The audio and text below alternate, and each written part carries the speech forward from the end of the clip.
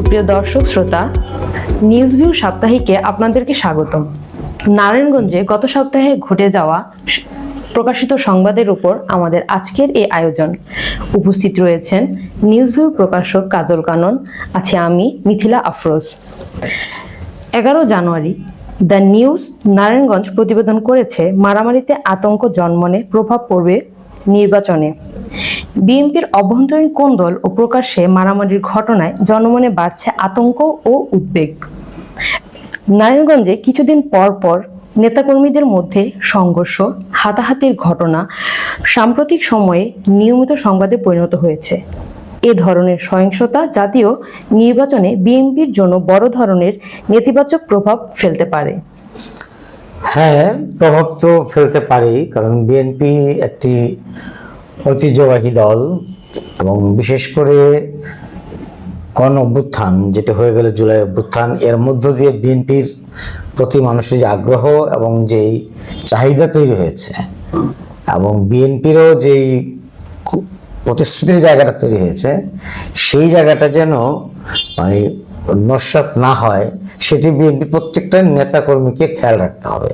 এবং যখনই তারা এই কোন্দলে জড়াবে, আবার পুরনো রাজনীতি, পুরনো ব্যবস্থা, পুরনো বন্দোবস্তের মতো করে ফিরে যাবে, তখন কিন্তু সেটা মানে তাদের সেই সৌন্দর্যটা টিকে থাকবে, মানুষের প্রত্যাশার জায়গাটা তারা স্পর্শ করতে পারবে না।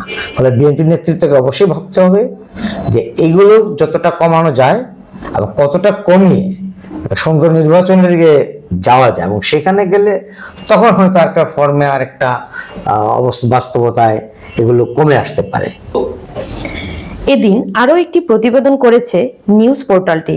সম্ভাব্য এমপি প্রার্থীদের স্বর্ণ নিয়ে ৯-৬। বর্তমান বাজারে প্রতি ভরি স্বর্ণের দাম 2,25,000 টাকার বেশি হলেও নারায়ণগঞ্জের 5টি সংসদীয় আসনে সম্ভাব্য সংসদ সদস্য প্রার্থীদের অনেকেই সেটার যে দাম উল্লেখ করেছেন সেটা অবিশ্বাস্য।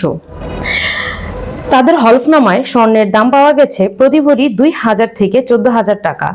আবার অনেকেই এসব স্বর্ণ উপহার পেয়েছেন উল্লেখ করেন। স্বর্ণ নিয়ে প্রার্থীরা অনেকেই কিছুটা ৯-৬ করেছেন, প্রতিবেদনটিতে উল্লেখ করা হয়েছে। নির্বাচনে স্বচ্ছতার পূর্ব শর্ত হচ্ছে হলফনামা যথাযথভাবে মূল্যায়ন করা এবং এটাকে প্রতিশ্রুত জায়গায় রাখা। হলফনামা হচ্ছে তার প্রাথমিক কাজ। সে নির্বাচনে অংশ নেবে, সে নির্বাচনে যাওয়ার আগে তার কি আছে না আছে, কি করবে, করতে পারবে পারবে না, এই সম্পর্কে কিছু বিধিবিধান, যে নিয়ম কানুন মেনে তাকে প্রতিযোগিতায় অবতীর্ণ হওয়া। এখন প্রতিযোগিতা অবতীর্ণ হওয়ার জায়গাটা যদি স্বচ্ছ না হয়, সুন্দর না হয়, তাহলে কিন্তু এটা একটি প্রশ্নবিদ্ধ প্রক্রিয়া হয়ে দাঁড়ায়। আরো একটি যে বিষয়, যে স্বর্ণের বিষয়টা আসলে আমরা এটা কম বেশি জানি, যে স্বর্ণের এখন যে দাম বা যে স্বর্ণের দাম বাড়তেছে, মানুষের কাছে স্বর্ণ থাকাটা এখন বিশাল ব্যাপার। হ্যাঁ, ফলে অনেক পরিমাণ স্বর্ণ যাদের কাছে আছে তাতে অনেক পরিমাণ টাকার একটা ব্যাপার আসে, প্রশ্ন আসে। দর্শক, ভোটার, আমরা যাদেরকে মনে করি দেশবাসী, তারা ভাবেন প্রার্থীদের সম্পর্কে, তার একটা মানে মেসেজ চলে যায়। তো সেই মেসেজটাকে নানাভাবে এদিক সেদিক করার জন্যই হয়তো প্রার্থীরা এই কাজটা করে থাকেন, কিন্তু এই করাটা যথাযথ নয় বলে আমি মনে করি, এবং এটা একটা সঠিক কাজ না। এবং এই জন্য নির্বাচন কমিশনকে এই বিষয়টিতে একটু যত্ন সহকারে ভাবতে হবে এবং চিন্তা করতে হবে। অপর পোর্টাল প্রেস নারায়ণগঞ্জের প্রতিবেদনে 11 জানুয়ারি ফতুল্লায় ঘুমন্ত এক পরিবারের বোমা হামলার অভিযোগ বিষয় উঠে এসেছে। প্রকাশ্যে রামদা নিয়ে ঘেরাফেরার প্রতিবাদ করায় এমন ঘটনা ঘটে বলে অভিযোগ। সহিংসতার রাজনীতি কিন্তু এদেশের মানুষ প্রত্যাখ্যান করেছে এবং এটা দেখতে চায় না। হ্যাঁ, নানা কারণেই চায় না, এবং চায় না বলেই এত বড় একটা পরিবর্তন মানুষ চেয়েছে এবং সেটি তারা সম্ভব করেছে যাতে এই সহিংসতা বন্ধ হয়। পূর্বতন যে সরকার বা যারাই ক্ষমতায় ছিল তারা এই সব সহিংসতার দায় এড়াতে পারে না, এটা সত্য কথা। আর বর্তমানে যারা আছে তাদেরকেও এই ব্যাপারে যথেষ্ট ভূমিকা রাখার সুযোগ আছে, রয়েছে, সব সীমাবদ্ধতা সত্ত্বেও। এখন বিষয়টি হচ্ছে যে এই যে সহিংসতা, ঘুমন্ত যে মানুষের উপর হামলা করা বা তাকে আসলে এই আহত নিহত করা, এটা তো একটা মানে খুবই জঘন্য ধরনের কাজ। হ্যাঁ, একজন অমানবিক কাজ। এই অমানবিক ধারা যাতে সমাজে না থাকে বা নির্বাচনের আগে বিশেষ করে মানুষকে ভয় পাইয়ে দেওয়ার কোনো ব্যবস্থা যাতে না হয়, সৃষ্টি না হয়, সেদিকে প্রশাসন, নির্বাচন কমিশন সহ এবং রাজনৈতিক দলগুলো প্রত্যেকেরই আমি মনে করি যে এখানে দায় রয়েছে একটি ভালো ভোট করার জন্য। প্রেস নারায়ণগঞ্জ একই দিনে প্রতিবেদন করে, নারায়ণগঞ্জের 5টি সংসদীয় আসনে 40 প্রার্থীর মধ্যে 17 জন কোটিপতি, তাদের 6 জনই বিএনপি নেতা। অনেকেই মানে আমরা বলতে শুনি অনেক ভোটারকে যে সংসদ আসলে সংসদে কারা যায়, সংসদে বড় লোকেরা যায় বা বড় লোকেরা গেলে আমাদের হয়ে অনেক সময় কাজ করে না বা করে। তারপর আমাদের আসলে বিষয়টা হচ্ছে বড় টাকা ওলা এইটার চেয়ে জরুরি হচ্ছে যে টাকা উৎস এবং টাকা প্রাপ্তি সম্পর্কিত বিষয়গুলিতে জনপ্রতিনিধিদের স্বচ্ছতা জায়গাটা নিশ্চিত থাকা। এখন যারা প্রার্থী হয়েছেন তার যদি পূর্বে আগে যদি টাকা যদি স্বচ্ছ থাকে, তার টাকা যদি ভালো থাকে, সে অংশগ্রহণ করতে পারে। এই সিস্টেম কিন্তু এটা বৈধতা দেয়। হ্যাঁ, ফলে এতে কোনো মানে দোষের কিছু নেই। তো একটা মেসেজ আমরা পাই, সেটা হচ্ছে যে সর্বতভাবে আরো বেশি মানুষ অংশগ্রহণ করার নির্বাচনে যে একটা মানে গণতান্ত্রিক যে সুলক্ষণ, সেটা প্রতিষ্ঠিত হওয়ার জন্য এই টাকা পয়সার বিষয়টা আদিগুলোতে ব্যবসায়ীদের টাকা পয়সা আছে আছে এটা বোঝার তো অদৃশ্য থাকলে, এটা বোঝা না গেলে বরং ভালো। এটা সরকারে জানবে, ব্যাংক জানবে, ট্যাক্স দিবে, এটা ভালো। কিন্তু এটা প্রচারে আনা বিষয়টা, এইটা এক ধরনের প্রভাব সৃষ্টি করতে পারে। কারণ কার কত লাখ টাকা, কত কোটি টাকা আছে, এইটাও কোনো না কোনো ভাবে কাউকে না কাউকে প্রভাবিত করার একটা সুযোগ থেকে যায়। ফলে এই বিষয়গুলো নিয়েও প্রচলিত আইন যাই থাকুক, আরো ভাবার অবকাশ রয়েছে বলে আমার মানে মনে হচ্ছে। গণমাধ্যমটির আরেক খবরে বলা হয়েছে, গণভোট ও সংসদ নির্বাচন সুষ্ঠু করতে সরকার কাজ করেছে, এমন মন্তব্য করেছেন নারায়ণগঞ্জ জেলা প্রশাসক মোহাম্মদ রায়হান কবির। হ্যাঁ, এইটা একটি বড় প্রশ্ন এবং এইটা কিন্তু আমাদের আগেও যারা সরকারে ছিলেন বা সরকারে ছিল তাদেরও কিন্তু এরকম বক্তব্য আমরা শুনেছি। বা যখনই এই দিনের ভোট আগে হয়েছে বা মানুষের অংশগ্রহণ ছিল না, তখনও প্রশাসন বলছে তারা খুব বদ্ধপরিকর, তারা ভালো নির্বাচন দেবে, এই নির্বাচন কমিশন বলছে খুব ভালো করবে। এখন বিষয়টা হচ্ছে যে এই যে বলার ধারাবাহিকতার যে একটা ব্যাপার পার্ট, এইটার একটা পরিসমাপ্তি প্রয়োজন। কারণ যারাই নির্বাচনটা করবেন, আজকে জেলা প্রশাসক সাহেব বলছেন ওনার একটা বড় দায়িত্বের জায়গা হচ্ছে উনি জেলার প্রধান, ওনার আওতায় এতগুলো আসন নারায়ণগঞ্জে আছে। এই আসনগুলোকে, এই আসনের মানুষগুলো তারা সঠিকভাবে ভোট দিতে পারে এবং নির্ভয়ে, তাদের যখন ভয় আতঙ্ক তাদের মধ্যে যাতে কাজ না করে, এই ব্যবস্থাপনাটা করা কিন্তু প্রশাসনের একটা গুরুত্বপূর্ণ দায়িত্ব। সেখানে অনেক বড় বিষয় হচ্ছে জেলা প্রশাসক, তার দায়িত্বটা হচ্ছে সার্বিক, শুধু আইন শৃঙ্খলার ছাড়াও আর অনেকগুলো দায়িত্ব থাকে ভোটে, যেটা আমরা পরোক্ষ প্রত্যক্ষ নানাভাবেই ভোট যখন হয়, বিশেষ করে আমাদের মতো একটা দেশ যেখানে ভোটটাকে একটা উৎসবের সঙ্গে বলা হয়, বলে যে ভোট উৎসব মুখর পরিবেশে ভোট। এবং কয়েকটা দেশ আছে আমার জানা নাই যে বলে কিনা এই কথাটা উৎসব মুখর, মানে ভোটটা আসলে এক হিসেবে উৎসবের বিষয় কি, এটা মতামত সিদ্ধান্ত দেওয়ার বিষয়। এটা খুবই একটা সিরিয়াস একটা চিন্তা ভাবনার বিষয় যে উৎসব করে ভোট দিচ্ছি, বিষয়টা এরকম তো না। আসলে ব্যাপারটা হচ্ছে যে এটা, হ্যাঁ, কিন্তু আমাদের মতো দেশে আমাদের বাস্তবতা এটা এরকম হয়ে গেছে যে মানুষের যদি কোনো অনেক অধিকার থেকে আমরা বঞ্চিত, আমরা অনেক কিছু পাই না। আজকে উন্নত বিশ্বে অনেক কিছু পায়, তাদের অনেক ব্যাপার থাকে, তাদের কাছে ছোটখাটো পাওয়াগুলো অনেক বড় প্রাপ্তি মনে হয় না। আমাদের যে বড় আমরা অনুশুনি অনেক দেশে ভোটের খুবই কম সবাই অংশগ্রহণ করে, এবং ভোটের দোকানে দোকানে আড্ডা, এগুলি যে আমাদের দেশে যেভাবে হয়, জায়গায় জায়গায় ভোট নিয়ে আলাপ আলোচনা কথাবার্তা, এগুলো সেভাবে কিন্তু হয় না। তার মানে যে আমাদের এখানে একটা ভোটের উৎসবের একটা ব্যাপার আছে। তো সেই ধারায় যদি বলতে চাই, তাহলে ভোটটাকে উৎসব মুখর করার জন্য তৃণমূল পর্যায়ে, জেলা পর্যায়ে যেই দায়িত্বটা পড়ে, সেটা কিন্তু আসলে জেলা প্রশাসকদের উপরেই পড়ে। তা আমাদের মানে জনগণ নিশ্চয়ই তাদের কাছে সেই প্রত্যাশাটা করে, এবং আমরাও মনে করি জেলা প্রশাসক সাহেব উনি বলেছেন, এবং আমরা আশা করব যে নারায়ণগঞ্জে আমরা তথা সারা দেশেই এমন একটি ভালো ভোটের ফলাফল আমরা দেখব। এদিকে ইতিহাসের সেরা নির্বাচন উপহার দিতে পুলিশ প্রতিজ্ঞাবদ্ধ বলে জানিয়েছেন ঢাকা রেঞ্জের ডিআইজি রেজাউল করিম মল্লিক। খবরটি করেছে দ্য নিউজ নারায়ণগঞ্জ একই দিনে। হ্যাঁ, আমরা এটি খুবই আশাবাদী এবং আমরা এটিকে খুব ইতিবাচক একটি বার্তা হিসেবে নিচ্ছি। আমরা মনে করি এবং যে পুলিশের প্রতি মানুষের আস্থা ফিরে আনার জন্য আগামী নির্বাচনের চেয়ে বড় কোনো সুযোগ বা নজির আসলে সৃষ্টি হতে পারে না। কারণ 5ই আগস্টের পরে, অভ্যুত্থানের পরে পুলিশের যে বিপর্যয় এবং তার আগে পুলিশ সম্পর্কিত মানুষের যে ধারণা, এই পুরো ব্যাপারটাই কিন্তু একটা খুবই কি বলবো যে প্রশ্নবিদ্ধ এবং নানাভাবে বিশ্বাস অবিশ্বাস সৃষ্টির একটা কেন্দ্রে পরিণত হয়েছে। তো ফলে পুলিশের সঙ্গে মানুষের কাজটাও কিন্তু খুবই ঘনিষ্ঠ।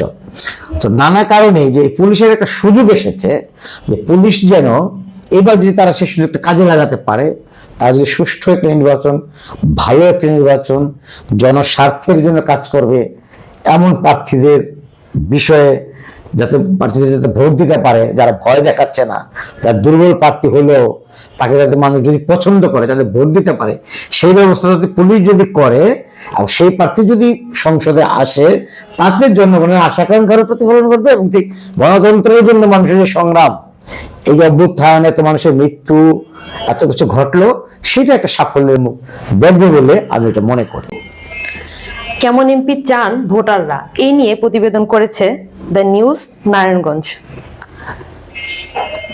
কেমন এমপি চান ভোটাররা, এইটা হচ্ছে ভোটের মানুষের একেবারেই প্রথম চাওয়া এবং খুবই প্রাথমিক একটি সিদ্ধান্ত গ্রহণের ক্ষেত্রে, মতামত দেওয়ার ক্ষেত্রে প্রত্যাশা। যেটা যে আমরা সাধারণভাবেই রাস্তাঘাটে, হাটে মাঠে, বন্দরে আমরা এমনটাই বলতে শুনি মানুষকে যে, এবং আমি ব্যক্তিগতভাবে সংবাদপত্রে কাজ করার লোক হিসেবে আমি গত কিছুদিন আগে বিসিকে শ্রমিকদের নিয়ে একটা কাজ করতে গিয়েছি। তো সেইখানে আমি যেটা দেখতে চেয়েছি সেটা হচ্ছে তাদের কোনো প্রত্যাশা নাই। তারা বলে না আমার জন্য একটা বাড়ি দেন, আমার জন্য একটা ঘর দরকার, আমার একটা চাকরি দরকার, আমার থাকার জায়গা নাই, আমার কোথাও অন্য সমস্যা হচ্ছে, আমি বিচার পাচ্ছি না, এটা এত চাওয়াও তাদের নেই। তারা যে এক কথায় যেটা বলছে যে আমরা একজন ভালো এমপি চাই, দেশটা যাতে ভালোভাবে চলে। ফলে এই দেশটা যাতে ভালোভাবে চলে, এর মধ্যে কিন্তু অনেক কিছু চলে আসে, তার জীবন, দেশের জীবন, মানুষের জীবন। তারপর সে আলাদা করে বলছে না, মজার ব্যাপারটা এইখানে তার ব্যক্তির স্বার্থেটা বলছে না, সে দেশের স্বার্থে, জনগণের স্বার্থে কিন্তু সে কথাটা বলতেছে। আর সেই কথাটার মধ্যে একটা সৌন্দর্যের বিষয়টা হচ্ছে এইখানেই যে সে সকলের কল্যাণের কথাটা সে বলে যাচ্ছে। তো সেই জায়গা থেকে তাদের আমি যেটা দেখলাম যে মানুষের আকাঙ্ক্ষার বিষয়টা হচ্ছে প্রথমে মানুষ জনবান্ধব এমপি চান, যিনি তাদের খোঁজ খবর না নিলেও কাজ করবেন। আমি এইভাবে জিজ্ঞেস করছি যে আপনি ওনাকে চেনেন কিনা, যাকে ভোট দিবেন ভাবছেন, সিদ্ধান্ত নিয়েছেন মনে মনে, কাকে ভোট দিবেন এটা আমার জানা দরকার নাই, আপনি তাকে চেনেন কিনা, বা উনাও কখনো এসেছেন কিনা, আপনার সঙ্গে দেখা হয়েছেন কিনা, বা ইলেকশন আগে তাকে দেখবেন কিনা, তাকে দেখার আকাঙ্ক্ষা আছে কিনা। এইসব প্রশ্নে কোনো প্রশ্নে উনি বলেন না যে না এমপি সাহেবের সঙ্গে আমার দেখা হওয়া দরকার আছে, আমার কাছে আসার দরকার আছে, আমাকে সালাম দেওয়া দরকার আছে। তারা এটাও যে না এমপি সাহেবরা এই কাজটা করুন যাতে দেশটা যাতে ভালো হয়। তার মানে তাদের চাওয়াটা অনেক বড় একটা বিষয়। আমি ছোট একটা উদাহরণ দিব, যেমন ঝিনাইদহ অঞ্চলে কৃষক হরিপদ কাপালি উনি হরিধান নামে একটা ধানের উদ্ভাবন উনি করেছেন। এই ধানটা এখন অনেক জায়গায় ছড়িয়ে পড়ছে, অনেক ফলন, বিশাল ফলনের একটা ধান। তাকে আমরা নারায়ণগঞ্জে নিয়ে এসেছিলাম। হ্যাঁ, নারায়ণগঞ্জে এনেছিলাম, সেটা একটা পরের আরেকটা আলোচনার বিষয়, সেখানে আমি যাচ্ছি না। আমি যে মূল কথাটা বলতে চাচ্ছি, তার কাছে যখন আমরা গেছি, তার কাছে যাওয়ার পর তাকে আমরা বললাম যে আপনি কি চান। আমি কি চাবো, আমার তো কোনো কিছু দরকার নাই। এমন একটা লোক যার দুইটা লুঙ্গি, একটা গামছা আর দুইটা বাবা গেঞ্জি ছাড়া অন্য কিছুই তার ঘরে নাই। তো এই লোক বলছে তার নাই কিছু চাওয়ার নাই, আমাদের তো কত চাওয়া। তাহলে এখন বিষয়টা হচ্ছে যে এই যে মানুষের মধ্যে যে এই যে একটা প্রত্যাশা, আমি বলছি কি চাই না, আরেকটা বলছি যে এই ধানটা ধরেন আপনার হরিধান মানুষ কেন বলে, আমি জানি না, এটাকে আপনি বলছেন কাউকে, কর না, আমি ধরুন আমি কাজের ধান এটা নাম দিলাম, আচ্ছা আপনার আপত্তি আছে, কর না, না আমার কোনো আপত্তি নেই, আপনি জানেন। এই যে মানে কৃষকের মধ্যে যে একটা মাহাত্ম, তার যে মধ্যে উদারতা, তার মধ্যে একটা বড় একটা প্রেমের যে ব্যাপার, এই জায়গাটা যদি আমরা কায়েম করতে না পারি, তাহলে কিন্তু মানুষের চাওয়া এবং না চাওয়া, প্রত্যাশা, একার জন্য চাওয়া, সমষ্টির জন্য চাওয়ার ব্যাপারে পরিষ্কার হবে না। তাহলে সমষ্টির জন্য যে চাওয়া, সেই চাওয়াটা বাস্তবায়ন করার জন্যই মানুষরা জনপ্রতিনিধিদের কাছে, আমাদের দেশের মানুষ মূলত প্রত্যাশায় থাকে বা সেই প্রত্যাশাটাই তারা করে। সিটি কর্পোরেশনের প্রশাসক ডক্টর আবু নসর মোহাম্মদ আবদুল্লাহকে উদ্ধৃত করে দ্য নিউজ নারায়ণগঞ্জ লিখেছে, বন্দরে একটি বিশ্ববিদ্যালয় নির্মাণ করবে নাসিক।